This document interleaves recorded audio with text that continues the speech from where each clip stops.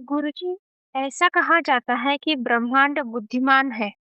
जो सत्य दर्शन आत्म साक्षात्कार करना चाहते हैं, उसके संस्कार वासनाओं में से, पुराने कर्मों में से कुछ कर्मों को निकाल के जो बेस्ट है, वही इस जन्म में देते हैं। कैसे समझना चाहिए इस ब्रह्मांड की बुद्धिमानता को? जैसे मछली पानी में रहती है, तब पानी उसके शरीर की हर कोशिका से संबंधित है। पानी प्रभु का रूप है।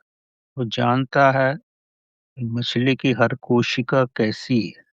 क्योंकि मच्छी पानी में ही रहती है और बुद्धिमान परमात्मा की शक्ति में ही रहती है, तो उसके बारे में परमात्मा यानी पानी सब कुछ जानता है, क्योंकि उसमें ही वो रहती है। इसी तरह हम मानव जो हैं इस ब्रह्मांड में रहते हैं। हमारे चारों ओर ब्रह्मांड की शक्ति है। वो द्वैत नहीं है, अद्वैत है। जो अद्वैत होता है, एक होता है, उसको आप नहीं देख सकते।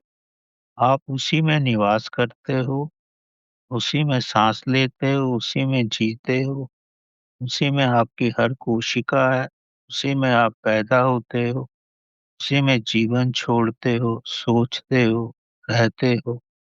जब सब कुछ उसी में है, तो उससे महान बुद्धिमान और क्या होगा। वो तो आपके जरे जरे को जानता है।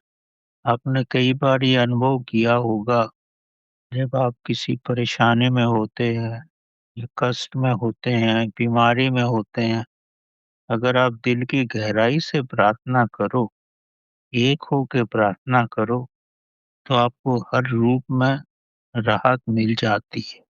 वो कैसे मिलती है? इस संसार में तो 800 करोड़ से बढ़कर व्यक्ति हैं।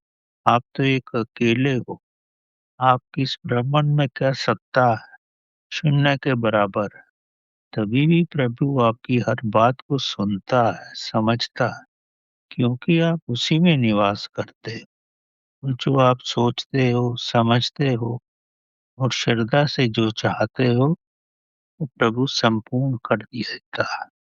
क्योंकि आपका निवास ही परमात्मा की शक्ति में है।